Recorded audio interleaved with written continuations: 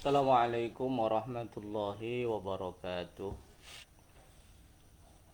Para jamaah Facebook yang berbahagia, alhamdulillah pada pagi ini Ahad kita bisa melanjutkan kajian kitab Fiqh Zakah kata Syekh Yusuf Al-Qaradawi. Semoga kita bisa mengambil manfaat dari ilmu yang ditulis oleh Syekh Yusuf Al-Qaradawi di dalam kitab ini dalam rangka mengembangkan paradigma berpikir kita tentang zakat yang berimplikasi terhadap praktek zakat di lembaga yang kita cintai, yaitu lembaga amil zakat, infak, sodakon, hadotul ulama. Kita mulai dengan membacakan Fatihah buat muallifu hadzal kitab Syekh Yusuf Al-Qaradawi dan guru-guru kita. Al-Fatihah. Bismillahirrahmanirrahim. Shiratal ladzina an'amta 'alaihim. Bismillahirrahmanirrahim. Kita lanjutkan pada halaman 38. Wa amman nuqtatu tsalitsah. Adapun kerangka pemikiran yang ketiga, poin utama dari metode manhaj penulisan kitab ini yang ketiga, titik-titik yang ketiga, pointers yang poin yang ketiga. Fahiyya, maka itu adalah al-muqaranatu wal muwazanah. Komparasi, perbandingan. Jadi nuktah yang pertama adalah tahdidul masadir, membatasi referensi sumber, wa jam'ul maddah, mengumpulkan bahan-bahan yang dibutuhkan. Kemudian taqsimul bahsi wa tertibul abwab, klasifikasi topik kajian. Yang ketiga ini setelah materinya terkumpul, bab-bab yang dibutuhkan dibagi, diklasifikasi. Maka pada poin yang ketiga ini, metode yang digunakan Syekh Yusuf Al-Qaradawi adalah al-muqaranah wal muwazanah, komparasi antar berbagai pemikiran, antar berbagai mazhab. Wahia ta'khudhu surataini. Komparasi ini ada dalam dua bentuk. Al-ula, komparasi bentuk yang pertama, muqaranatun, sebuah komparasi perbandingan dakhilal madzahibi al-islamiyah, di dalam mazhab Islam. Komparasi secara internal yang ada dalam mazhab-mazhab Islam. Dengan tujuan apa? Lintiqai ashahil ara, untuk membersihkan dan mengeluarkan pendapat yang paling sahih, yang paling valid.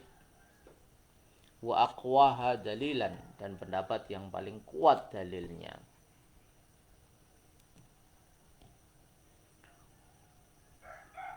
Tentu di dalam kehidupan ini tradisi bermazhab ini sudah berabad-abad, dengan tokoh yang paling masyhur sejak Imam Abu Hanifah, Imam Malik, Imam Syafi'i, Imam Ahmad bin Hanbal.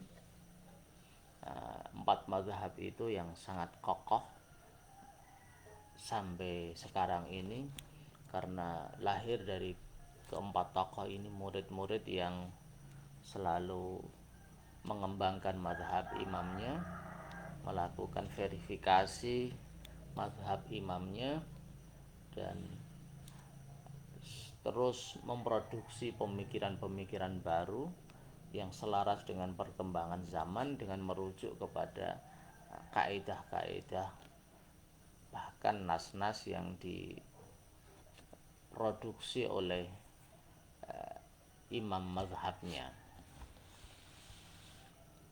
Ats-tsaniyatu, bentuk yang kedua dari perbandingan ini adalah muqaranatun, sebuah komparasi perbandingan baina syariatil islamiyah, antara syariat Islam wasyara'i al-ukhra, dan syariat yang lain, aturan yang lain.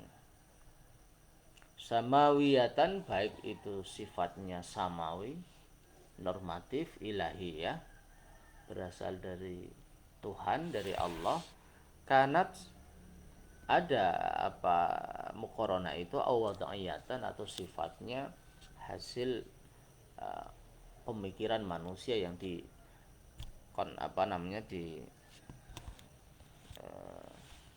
yang diwujudkan dalam bentuk undang-undang. Qadimatan au hadisatan, baik yang terdahulu maupun yang kontemporer.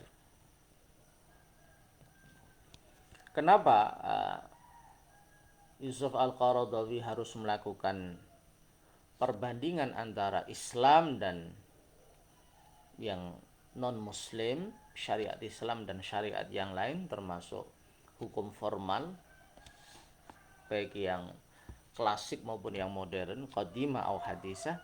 Wadhalika, perbandingan itu libayani ma, untuk menjelaskan sesuatu, imtazat, yang menjadi beda, bihi, dengan ma, syariatullah, atau syariat Allah, al-khatimah al-khalidah, supaya syariat Allah yang terakhir dan abadi ini menjadi beda ala syara'i as-samawi al-mansukhah, berbeda pada syariat ketuhanan, syariat samawi yang sudah dirombak. Karena ketika Allah mengutus satu rasul, maka otomatis rasul itu punya syariat yang baru, punya jalan yang baru, meskipun jalan itu meneruskan jalan-jalan yang sudah ada. Tetapi menurut pendapat yang masyhur, syariat yang dijalankan oleh rasul yang baru, apalagi rasul yang terakhir Nabi kita Muhammad SAW, itu meskipun meneruskan syariat Nabi terdahulu, tetapi itu dianggap oleh syariat atau jalan hidup oleh Nabi kita Muhammad SAW.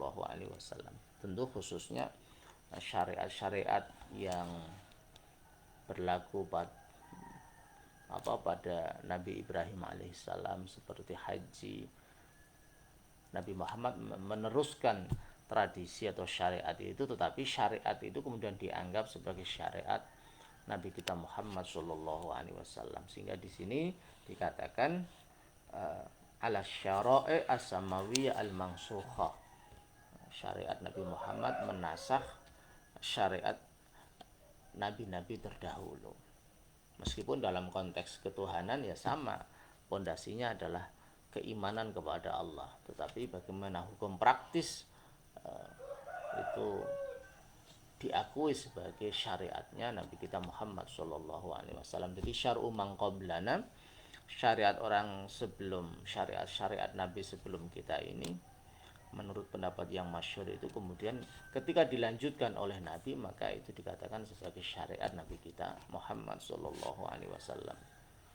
Awis syara'i al-ardiyah al-qasirah, yang tujuan selanjutnya supaya syariat Nabi kita, syariat Allah yang terakhir ini juga berbeda dengan syariat produksi dari akal manusia atau akal publik yang dikatakan hukum formal dari berbagai negara.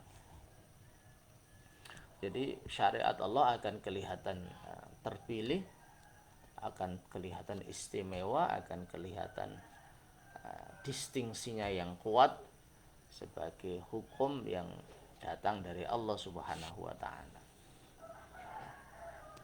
Ini tentu menarik ya, karena perbandingannya tidak hanya perbandingan antar mazhab, tetapi juga antar agama, baik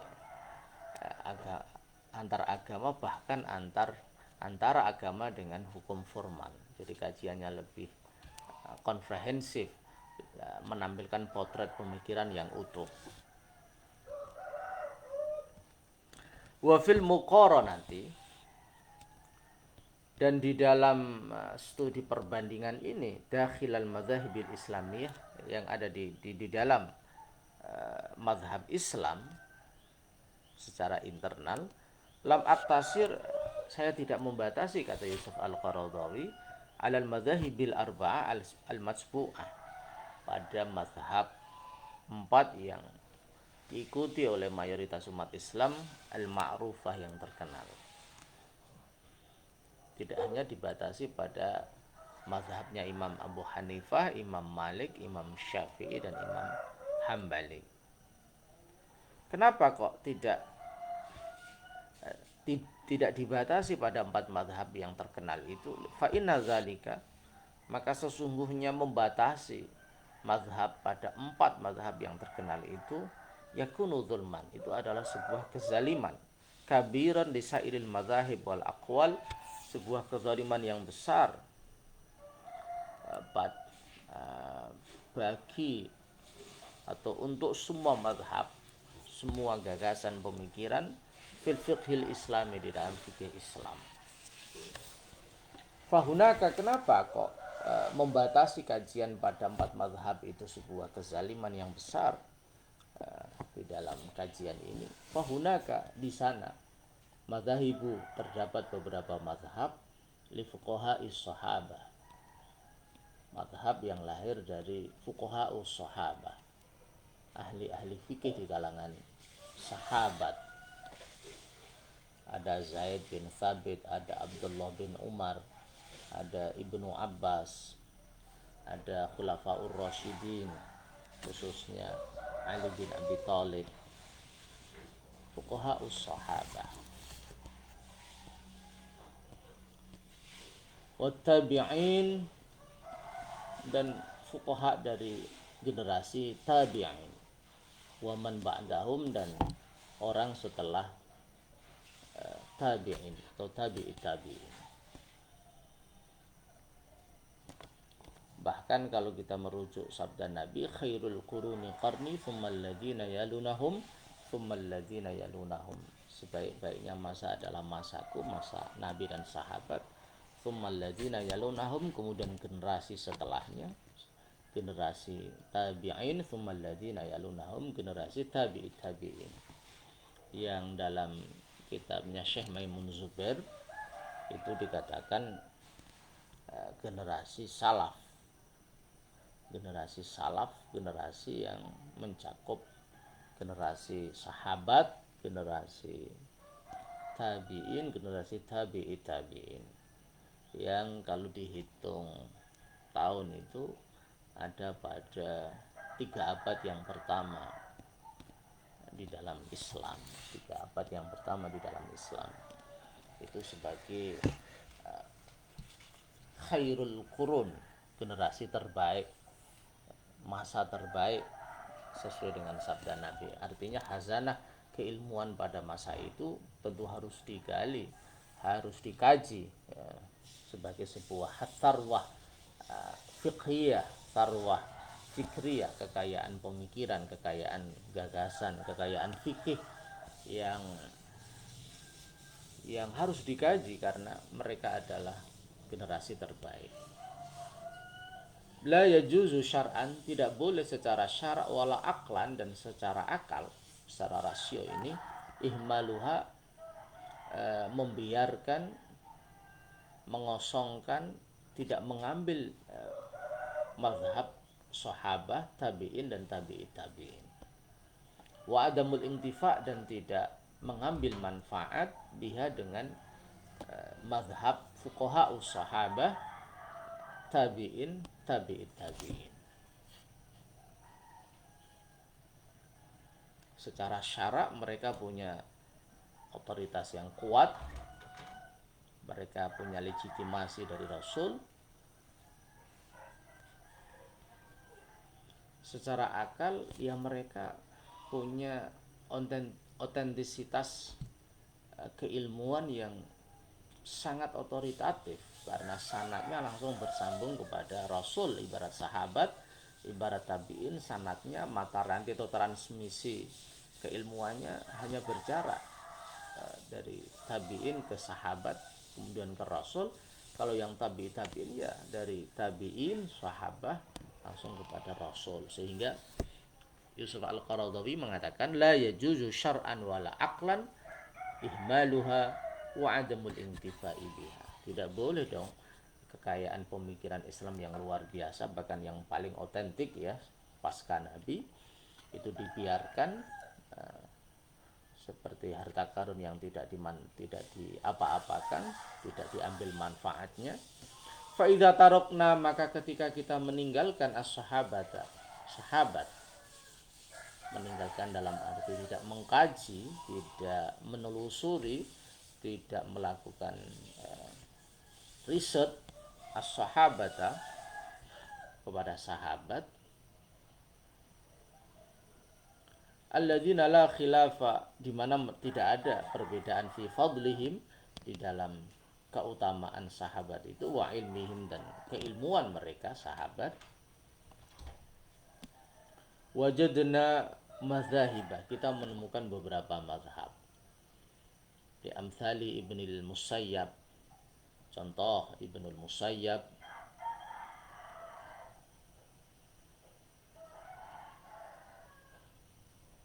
wa Umar ibni Abdul Aziz, dan Umar bin Abdul Aziz, wa Zuhri, wa Nakhai, wal Hasan, wa Atha, wa Sya'bi, wa Maimun bin Mahran, wa ghairihim min sadatit tabi'in. Dari generasi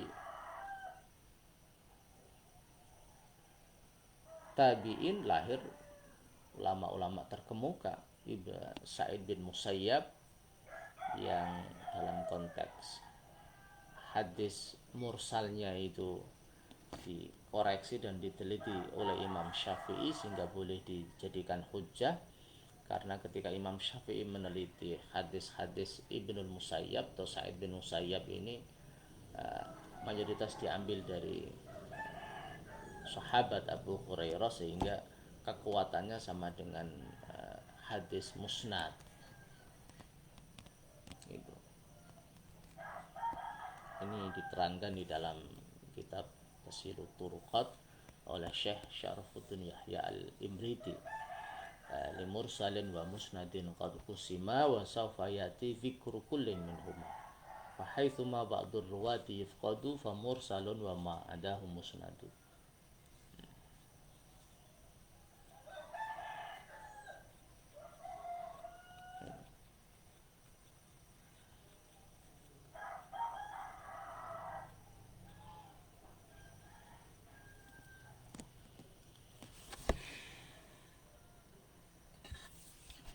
Wa idza nazarna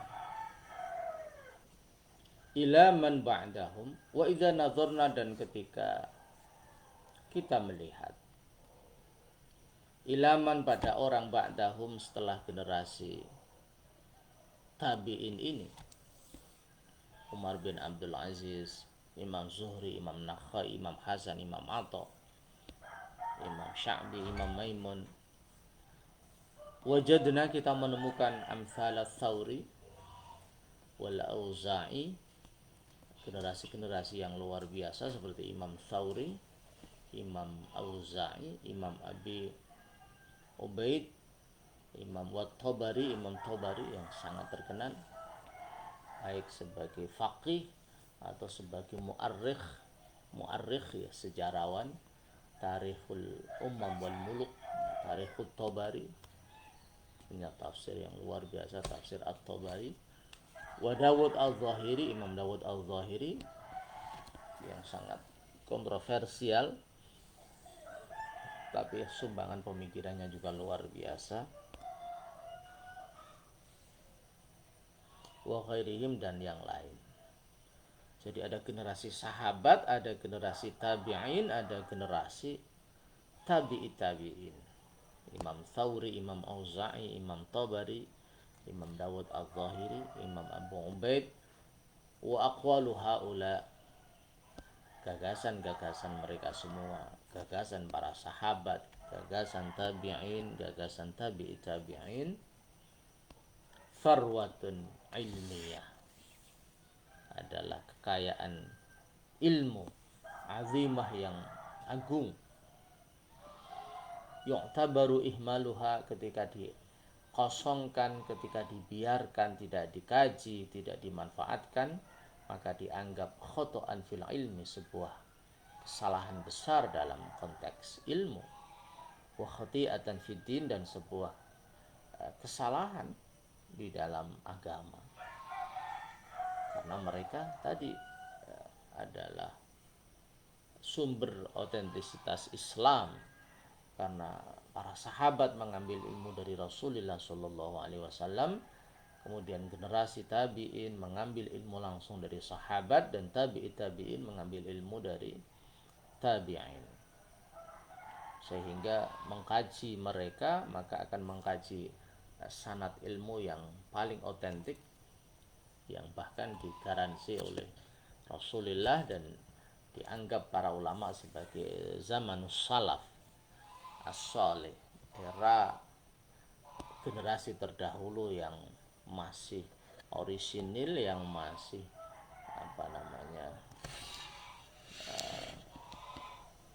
dijamin kesalehan ilmu dan perilaku mereka.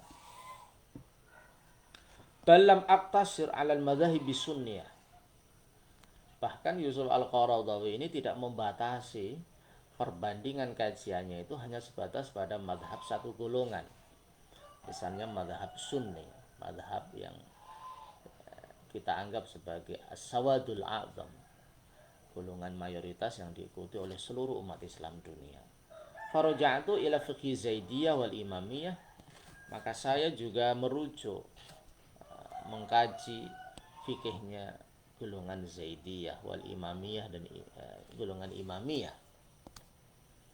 Li ilmi, karena saya tahu annal khilafah, sesungguhnya perbedaan pendapat, bainana, di antara kita, madhabus sunniyah, madhab aswaja, wa bainahum, dan di antara Zaidiyah atau Imamiyah, ini Syiah Zaidiyah, Syiah Imamiyah, fil furu'i qalilun maisur, sangat sedikit. Jadi al khilaf bainana wa bainahum fil furu' qalil, dalam konteks persoalan-persoalan fikih, persoalan cabang atau fikih, perbedaan antara madhab sunni dan madhab Syiah, Zaidiyah dan Imamiyah itu tidak banyak. Qalilun maisur, yang mudah dicerna, mudah diklasifikasi, mudah dikomparasi. Wa qad ra'ayna, dan sungguh saya melihat, minal mutaakhirin, dari ulama-ulama yang akhir, rajulan, satu tokoh, kas-Sun'ani fi Subulis Salam, seperti Imam Sun'ani fi Subulis Salam, wa Syaukani fi Nailul Attar, dan Imam Syaukani dalam kitab Nailul Attar, yazkuru madzhab Zaidiyah. Jadi tokoh yang mengkaji, menyebut, artinya dia menjadikan yang dikutip itu sebuah rujukan, madzhab Zaidiyah wal Imamiyah, tokoh yang menyebut, mendiskusikan mazhab Zaidiyah wal Imamiyah. Contohnya kal Hadi wal Qasim, seperti Imam Hadi, Imam Qasim, wal Baqir, wal Nasir, wa ghairihim, tokoh-tokoh Zaidiyah dan Imamiyah, Al-Hadi, Imam Al-Hadi, Al-Qasim, Al-Baqir, Al-Nasir, wa ghairihim, dan yang lain. Wa yatadawalu dzalika, dan tradisi mengutip madhab Zaidiyah Imamiyah itu juga berlangsung ulama ahli sunnah, oleh para ulama ahli sunnah, atau tradisi mengutip itu juga beredar dan dilakukan, bahkan diketahui oleh ulama ahli sunnah, wala yarawna fihi harajan, dan mereka tidak melihat itu sebuah kesulitan, sebuah kesalahan, bukan sesuatu yang yang dihindari. Ini adalah sebuah contoh open minded ya, sebuah keterbukaan pemikiran dari Yusuf Al-Qaradawi, karena dia melakukan al-istitla, penelusuran akademik yang terbuka, yang tidak fanatik pada satu mazhab. Generasi sahabat dikaji, generasi tabi'in, tabi'in, kemudian berbagai pemikiran mazhab dikaji, tidak hanya Sunni tapi juga Syiah Zaidiyah, Syiah Imamiyah dengan tokoh-tokohnya dikaji. Wa fil muqaranah, tidak punya beban sejarah Yusuf Al-Qaradawi ini yang luar biasa ya, karena ya tradisi di antara kita ini cenderung fanatik dan eksklusif, dan saya kira dengan mengikuti keterbukaan pemikiran Yusuf Al-Qaradawi ini ada sesuatu yang baru, ada fresh thinking, ada pemikiran yang segar, ada terobosan, ada lompatan, dan ada solusi-solusi bagi persoalan-persoalan kontemporer yang perlu mendapat jawaban yang aktual, yang efektif, yang aplikatif. Wa fil muqaranati, dan di dalam perbandingan kharijal fiqhil islami, di luar fikih Islam, seperti tadi antara hukum Islam dengan hukum positif misalnya, karena la budalana, maka harus bagi kita an-nawazina, untuk membandingkan baina zakah, di antara zakat, konsep orisinil dalam Islam, wama, dan konsep syariah yang diajarkan, disyariatkan sesuatu itu fil adyanis sabiqah, di dalam agama-agama yang terdahulu. Contohnya min shadaqatin mangdubah atau mafruḍah, dari sedekah yang sunnah atau yang wajib. Wa baina zakat, dan di antara zakat, wama, dan sesuatu syariah yang diajarkan, disyariatkan, apa ma fil asril hadis, di dalam era kontemporer sekarang ini, min dhara'iba maliyah, dari pajak harta, misalnya pajak bumi, pajak profesi, pajak penghasilan, dan lain-lain. Jadi membandingkan antara ajaran zakat era Nabi dan ajaran sedekah yang sunnah atau wajib era Nabi-Nabi terdahulu, bahkan dibandingkan antara zakat dengan pajak sebagai hukum formal, hukum positif yang berlaku di berbagai negara. Wa bainaha, dan antara zakat ini, wa bainama arafahul nas, dan sesuatu yang diketahui oleh manusia, min anzimatil dhaman al-istimai, dari sistem jaminan sosial. Misalnya kalau di Indonesia ini ada BPJS. Jadi membandingkan zakat ini dalam konteks sebagai ajaran Islam yang berfungsi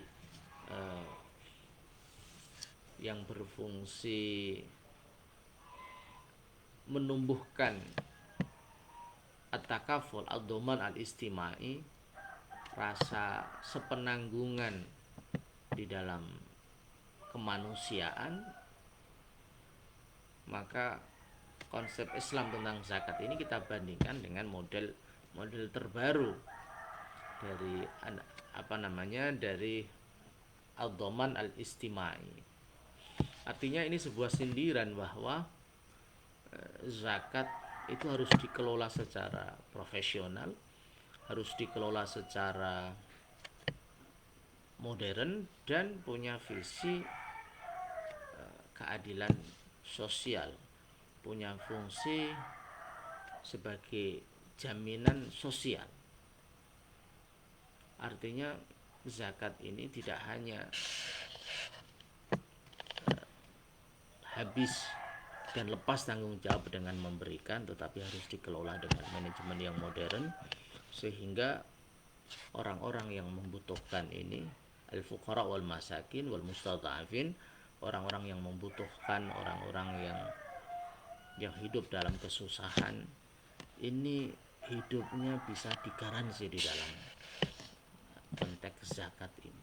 Zakat ini bisa menjadikan mereka tetap eksis, tetap survive, tetap bisa melanjutkan kehidupan ini dengan penuh keriangan dan kebahagiaan.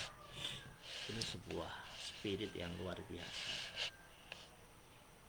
Karena kalau kita kembangkan zakat dengan konsep yang progresif itu sebagai al-dhaman al-istimai, maka zakat ini akan menjadi hukum yang hidup, yang dirasakan oleh masyarakat, yang tidak hanya sifatnya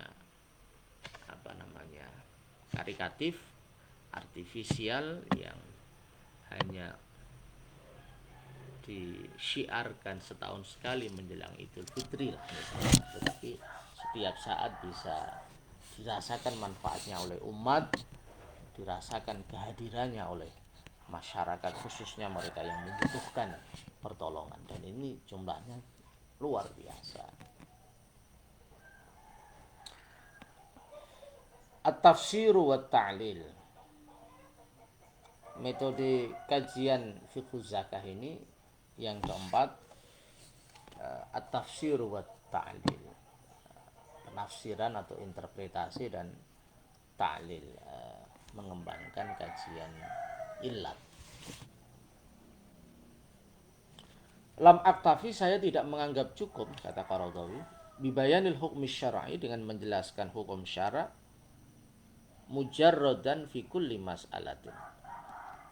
Saya tidak menganggap cukup menjelaskan hukum syara' mujarradan, artinya dilepaskan, dikosongkan, fi kulli mas'alatin, di dalam setiap masalah. Hanya membahas hukum syara' ansih, murni. Bal'ana itu, tetapi aku bersungguh-sungguh bitafsiril hikmati, dengan menjelaskan hikmah, mi wara'i tasyrihi, di belakang disyariatnya sebuah hukum. Artinya apa hikmah yang terdapat pada hukum yang diwajibkan oleh Allah? Apa hikmah di balik ajaran zakat misalnya, ajaran sedekah, wakaf, dan lain-lain.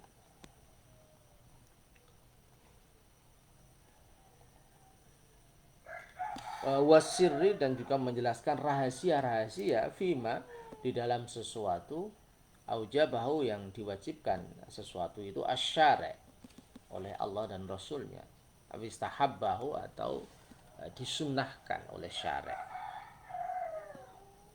au naha, atau syari' melarang fihi anhu, darima, au adzina fihi, atau mengizinkannya.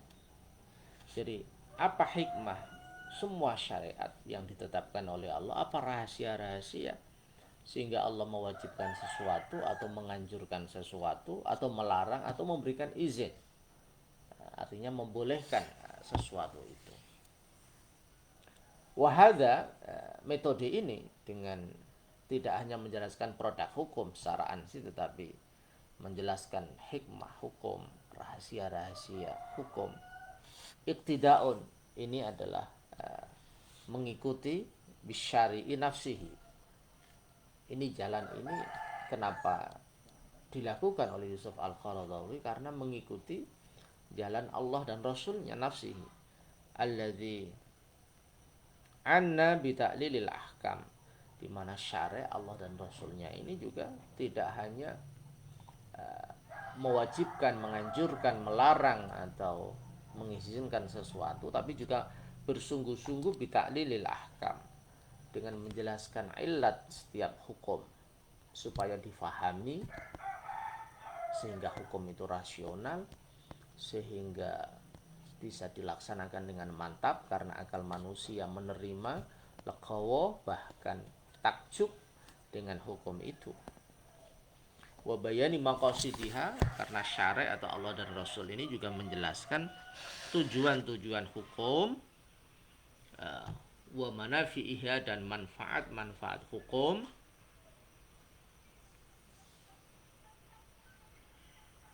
lil basyari, untuk manusia, afrodan, baik secara individu, wa jama'atin, dan secara kolektif. Karena Allah dan Rasulnya juga menjelaskan ilat hukum, menjelaskan tujuan hukum, manfaat-manfaat hukum, baik untuk individu maupun untuk komunitas, untuk masyarakat banyak, untuk jamaah.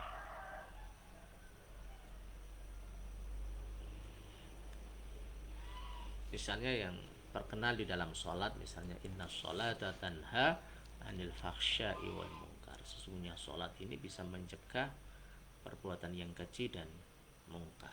Atau aqimis sholata li dzikri, dan dirikanlah sholat untuk mengingat aku misalnya. Jadi apa tujuan sholat, apa hikmah sholat, ini dijelaskan oleh Allah langsung di dalam Al-Quran. Jadi menjelaskan hukum disertai dengan hikmahnya, disertai dengan maqasidnya, tujuannya, ini adalah iqtida bisyari'i nafsi. Ini mengikuti jalan yang diterapkan oleh Allah, yang dicontohkan oleh Allah dan baginda Nabi besar Muhammad Sallallahu Alaihi Wasallam. Walam yaktafi, dan syari ini tidak menganggap cukup taklifil mujarrad, dengan membebani seseorang, orang Islam secara murni tanpa menjelaskan hikmah dan tujuan hukum. Wal ilzam as-sarim, dan hanya sekedar mengikat, sekedar meneguhkan, mewajibkan secara keras.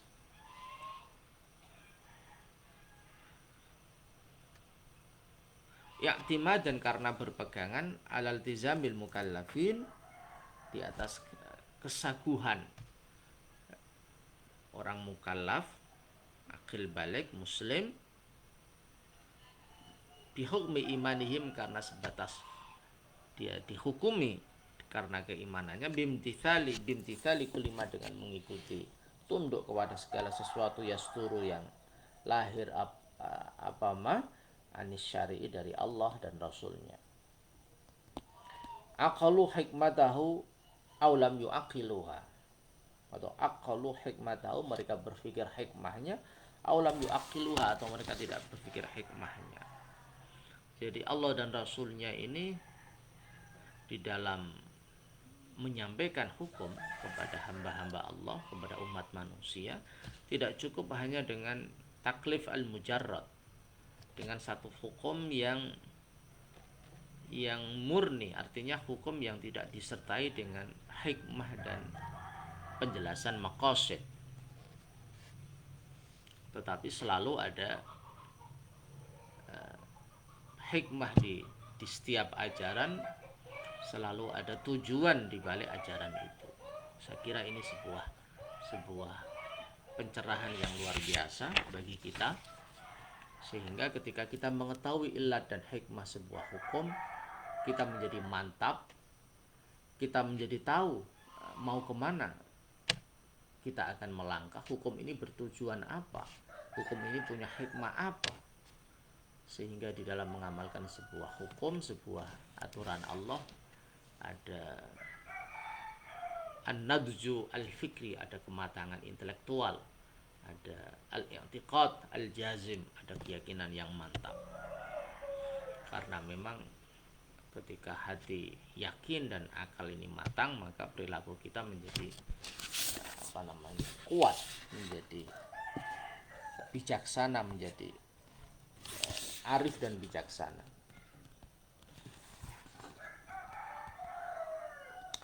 Wa idza kana, dan ketika ada bayanul hikmati, penjelasan hikmah, minat tasyri'i, dari hukum Allah, syariat Allah, amron mahmudan, sesuatu yang terpuji, ala kulli halin, pada setiap saat, setiap kondisi, setiap situasi, fahuwa, maka menjelaskan hikmah itu fi asrina, di era kita, amrun lazimun, sesuatu yang harus, itu sebuah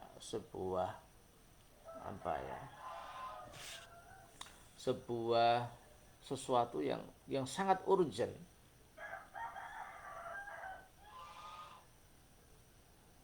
Karena karena saat Allah menurunkan Al-Quran atau Nabi menjelaskan satu hukum,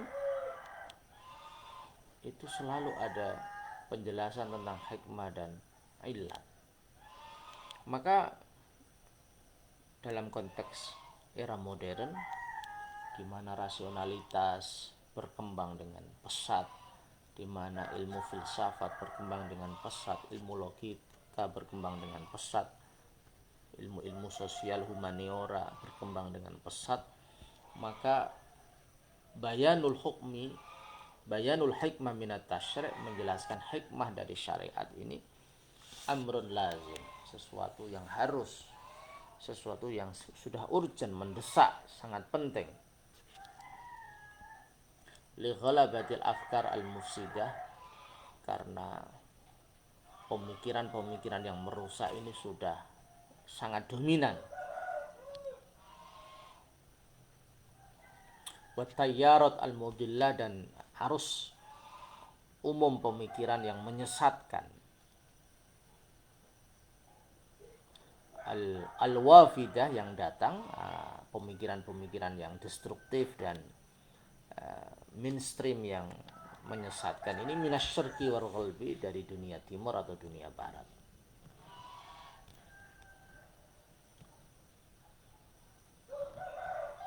Falam yu'ad yakfi isdarul hukmi al-mujarrad, maka tidak dianggap bahwa isdarul hukmil mujarrad, mengeluarkan hukum ansih tanpa menjelaskan hikmah dan illat dan tujuan hukum, itu dianggap cukup. Wangtidharu sayhatil mukallafina ba'dahu, dan menunggu jeritan suara orang-orang mukallaf setelahnya. Artinya penjelasan hikmah, illat, maqasidus syariah ini sesuatu yang sangat penting, dan jangan menunggu.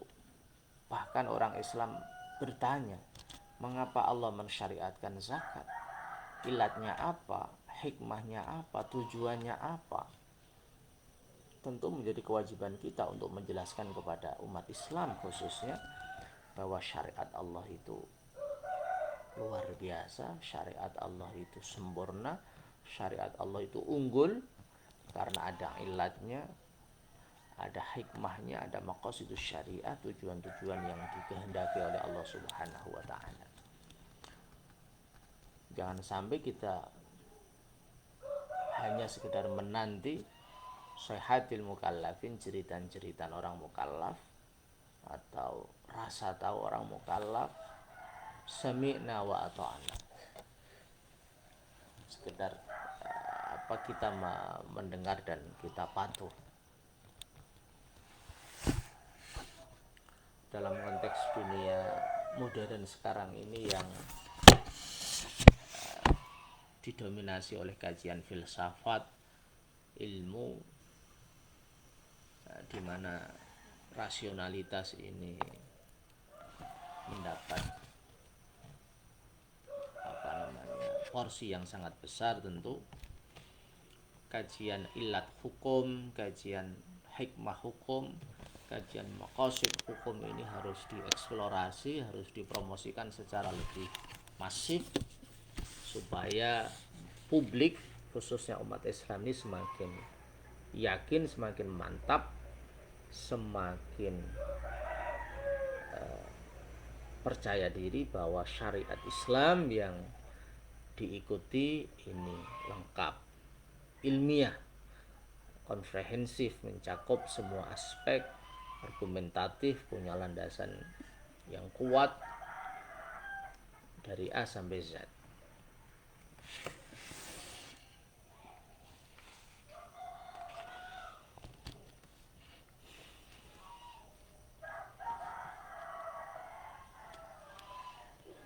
At-tamhisu wa tarjih.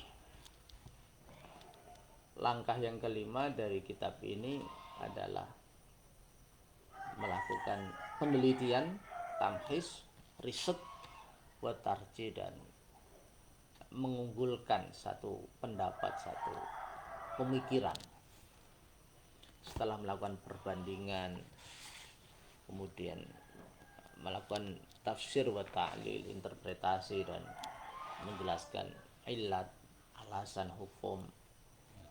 Langkah yang kelima dari Yusuf Al-Qaradawi adalah at-tamhis wa tarjih.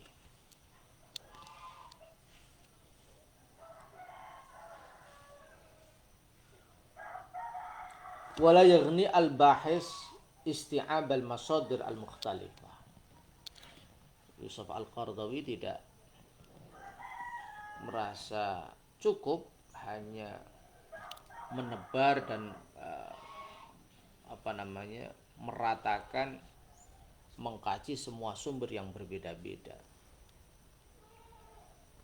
Wa tajmi' al-aqwal wa nusus al-mutafarriqah, mengumpulkan gagasan-gagasan nas-nas yang berbeda-beda, wal muqaranata baina ba'dhiha bi ba'din, baina ba'dhiha wa ba'din, dan membandingkan satu dengan yang lain.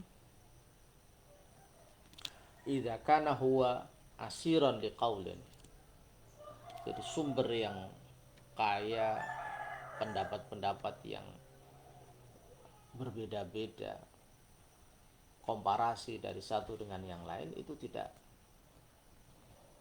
menjadi cukup. Idza kana huwa asiran liqaulin, ketika seseorang itu ditawan oleh satu gagasan, ketika orang itu tidak bisa lepas dari sebuah pemikiran, tidak bisa berpikir beyond the text, melampaui sebuah teks, atau beyond the madhab, melampaui sebuah madhab yang dia ikuti. Jadi referensi yang kaya ini, perbandingan yang kaya ini hanya bermanfaat ketika tidak ada fanatisme terhadap satu gagasan, ketika seseorang tidak ditawan, tidak dibelenggu oleh satu gagasan, au muqallidan, atau dia mengikuti limadhabin, pada satu madhab, yaqifu juhduhu ala nusratihi wa ta'yidihi, yang kesungguhannya, yang jihad intelektualnya hanya untuk menolong mazhabnya dan memperkuat mazhabnya, waruddi ghairihi wa tafnidihi, dan bertujuan menolak mazhab yang lain dan menyalahkannya, wa tafnidihi, menyalahkan.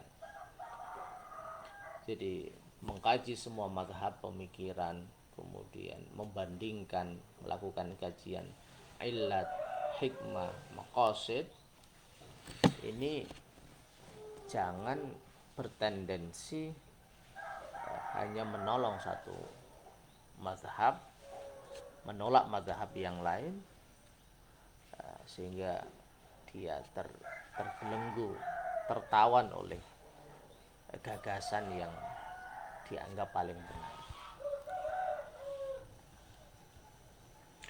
Walihada, dan karena itu, harrartu nafsi, kata Yusuf Al-Qaradawi, saya membebaskan diriku min ribqati tamadzud, dari tali bermadhab, wa taklidi, dan taklid. Tentu ini harus kita pahami bahwa Yusuf Al-Qaradawi adalah seorang mujaddid, ya, seorang pembaharu. Bagi orang awam, bagi masyarakat, tentu jalan yang terbaik adalah bermadhab, maksudnya mengikuti satu gagasan pemikiran yang ditelurkan dan dikembangkan oleh Imamul Madhab, Imam Syafi'i misalnya, dengan tetap terbuka kepada pemikiran lain, sehingga justru dengan mengembangkan madhab itu akan kelihatan bahwa bangunan madhab ini akan berkembang dan up to date dengan kulli zamanin wa makanin, bisa relevan, bisa mengikuti perkembangan zaman. Fa innahu amrun muhtahdathun, sesungguhnya bermadhab dan bertaklid ini sesuatu yang baru, lam ya'rifu salaful ummah, yang tidak diketahui oleh generasi umat yang terdahulu. Ya memang kalau kita kita melihat periodisasi ya, Imam Abu Hanifah, Imam Malik, Imam Imam Syafi'i, Imam Ahmad bin Hambal, itu mereka memang melarang orang lain untuk mengikuti mereka, karena itu sebuah tawadhu, kerendah hatian mereka, dan mendorong murid-muridnya untuk terus mengembangkan Islam ini supaya up to date dengan perkembangan zaman. Waqad naha al-a'immatu anfusahum, dan sesungguhnya imam-imam itu melarang dirinya sendiri, melarang ang taklidihim, untuk diikuti oleh umat Islam. Wa man qallada faqihan fi kulli mas'alatin, wa man qallada faqihan, barang siapa yang mengikuti. Taklid itu dalam usul fikih itu akhdhu qaulil ghairihi min ghairi ma'rifatid dalil. Takliduna qabulu qaulil qaili min ghairi dzikri hujjatin lis-sa'il. Jadi taklid itu mengikuti pemikiran seseorang, mengikuti produk pemikiran seseorang tanpa mengetahui dalil yang digunakan oleh yang diikuti itu. Wa man qallada, barang siapa yang mengikuti faqihan, ulama fikih, pakar fikih, fi kulli mas'alatin, pada setiap masalah. Wa in dhahara, meskipun tampak jelas, dhu'fu daliliha, kelemahan dalilnya masalah itu, au khata'uhu, atau kesalahan di dalam memahami dalil, faka'anna mattakhadhahu syari'an, maka dia seperti menjadikan faqih ini sebagai syari'an, orang yang membuat syariat. Wa fi taqlidi ibtal lil aqli, menurut Zuf Al-Qaradawi, di dalam taklid itu sama dengan membatalkan, menyia-nyiakan, menganggurkan akal, wa manfaatihi, dan manfaatnya akal. Kama qala Ibnul Jauzi, sebagaimana disampaikan Imam Ibnul Jauzi, li'annahu khuliqa litadabbur wa ta'ammul, sesungguhnya akal itu diciptakan untuk berefleksi, untuk berangan-angan, melakukan analisis dan refleksi. Wa qabihun, dan dianggap jelek, biman u'tiya syam'atan, orang yang dikasih lilin, yastadhi'u biha, yang dia bisa menerangi dengan lilin itu, ayyud fi'aha, sementara lilin itu dimatikan, wa yamshi fi dhulmah, dan dia berjalan di dalam kegelapan. Manfaat yang kita ambil dari statement Yusuf Al-Qaradawi ini, yang menurut mungkin kita sangat berani, adalah kita tidak hanya mencukupkan diri pada kajian fikih, tapi juga mengembangkan pemikiran kita dalam kajian usul fikih. Usul fikih yang tidak hanya memperkuat mazhab kita, tetapi usul fikih yang menjernihkan pemikiran kita, yang melihat kualitas dalil, sehingga dari situ kita akan memahami tadi illat hukum, hikmah hukum, tujuan-tujuan hukum yang menjadi yang menopang sebuah hukum, sehingga kita berjalan tidak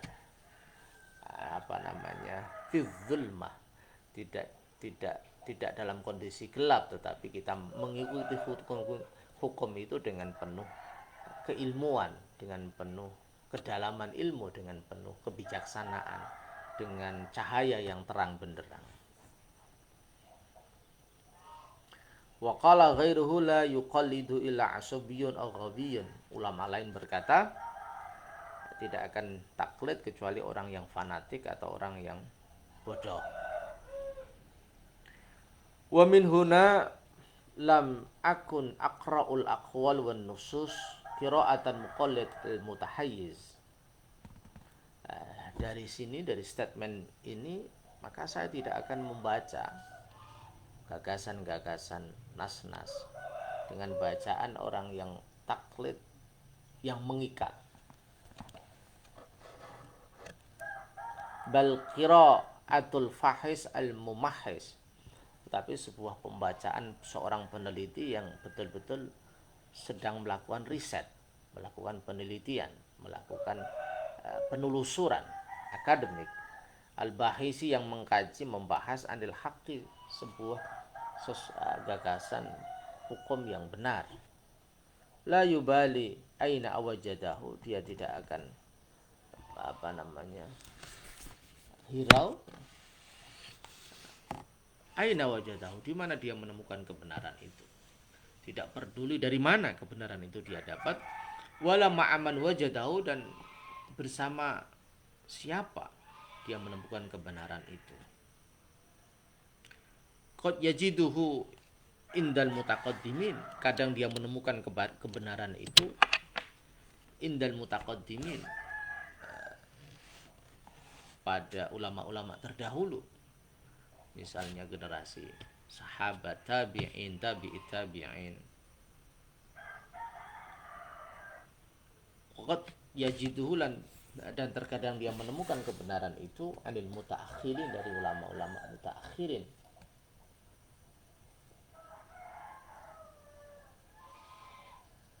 Qad yajiduhu fi madrasatir ra'yi, kadang dia menemukan kebenaran itu di madrasah rasionalis yang dikenal dengan tokohnya Imam Abu Hanifah. Wa qad yajiduhu fi madrasatil hadis, dan kadang dia menemukan kebenaran itu di madrasah hadis, satu golongan yang lebih menekankan pada hadis dengan tokohnya Imam Malik bin Anas. Wa qad yajiduhu fi fiqhi dhahiriyah, dan imam kita Imam Syafi'i adalah dikenal dengan man jama'a baina tariqati ahli ra'yi wa ahli hadis. Imam Syafi'i dikenal sebagai ulama yang mampu memadukan metode ulama ahli ra'yi dan ulama ahli hadis.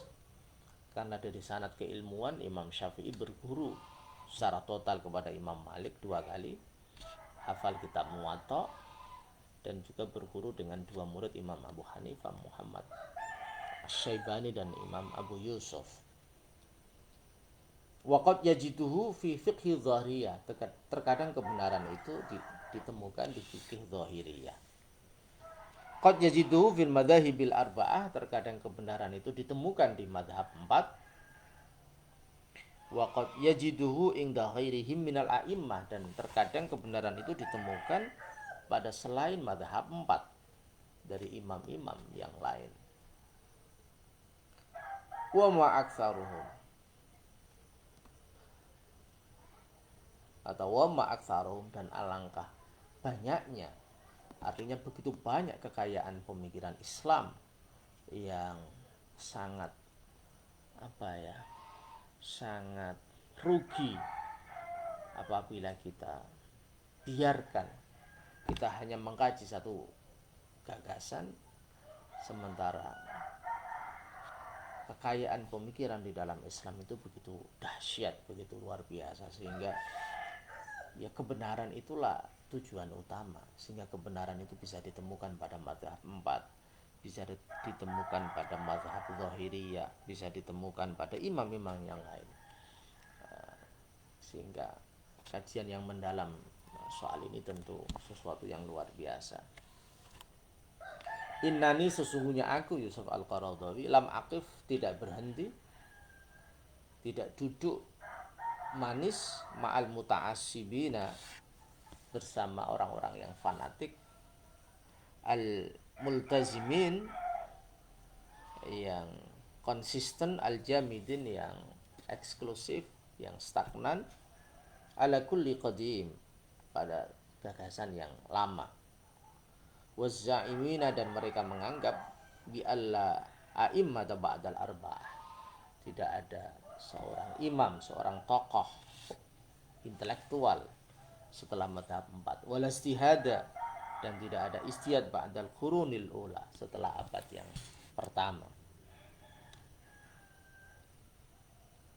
Wala ilma, dan tidak ada ilmu ila fi kutubil mutaakhirin, kecuali dalam kitab-kitab ulama yang akhir, al-muqallidin, yang mengikuti jalan mazhab.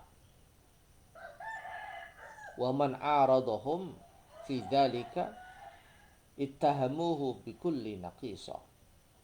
Satu komunitas membatasi pada golongannya bahwa tidak ada imam setelah mazhab 4, tidak ada istihad setelah abad yang pertama, ilmu itu hanya ada pada kutubul mutaakhirin, tetapi ada komunitas yang menentang mereka dan menganggap paradigma berpikir seperti itu penuh dengan kekurangan. Jadi ada dua kelompok yang saling bertentangan, yang saling mengkritik kelemahan masing-masing.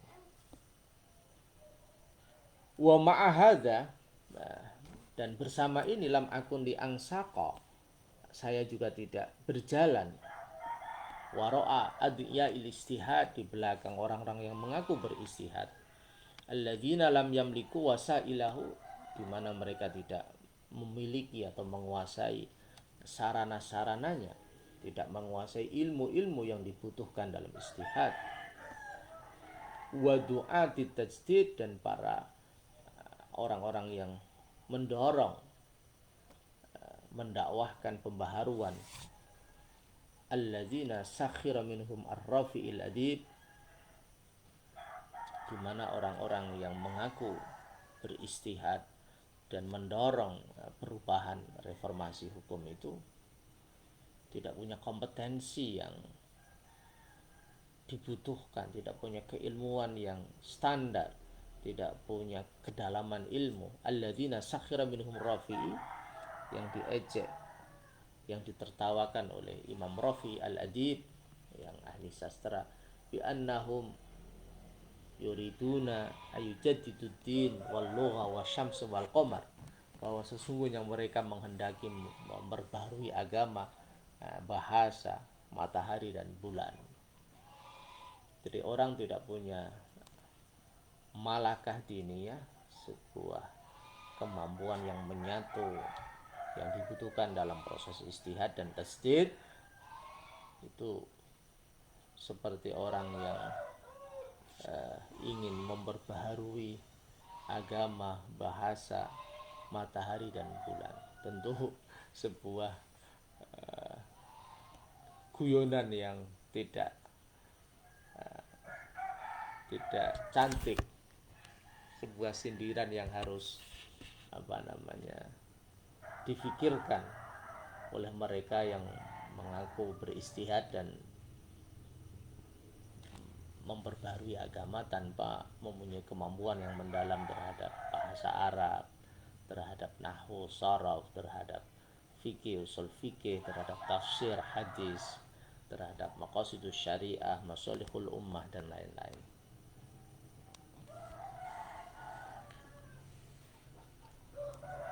Wa innama aqifu mauqifan wasaton adlan. Jadi Yusuf Al-Qaradawi tidak berada di jalan orang yang fanatik, ekstrim, sulit menerima gagasan lain, juga tidak berada pada jalan orang-orang yang liberal, orang-orang yang membebaskan diri berpikir secara bebas, sementara mereka tidak punya kompetensi keilmuan yang memadai untuk melakukan istihad dan tasdid. Al-Yusuf Qaradawi ini berada, wa innama aqifu, saya ini berada, saya ini duduk, berhenti, mauqifan wasaton adlan, di tempat yang moderat dan adil. Jadi Yusuf Al-Qaradawi ini dikenal sebagai pemikir muslim yang moderat, yang berada di tengah, berusaha untuk membuat konsep yang tidak ekstrim.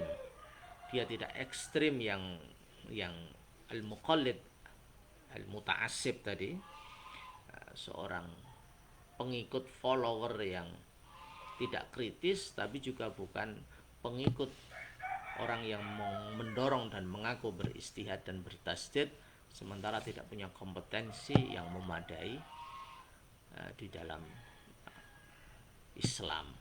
Jadi Yusuf Al-Qaradawi ini mauqifan wasaton adlan, dia berpijak pada paradigma yang moderat, yang di tengah, dan seimbang, yang adil. Seperti apa moderasi pemikiran menurut Yusuf Al-Qaradawi yang menjadi pijakan dia di dalam mengembangkan hukum Islam? Nah, kita kaji pada pertemuan yang akan datang insya Allah. Semoga bermanfaat. Kita akhiri dengan bacaan suratul Fatihah. Al-Fatihah. Bismillah.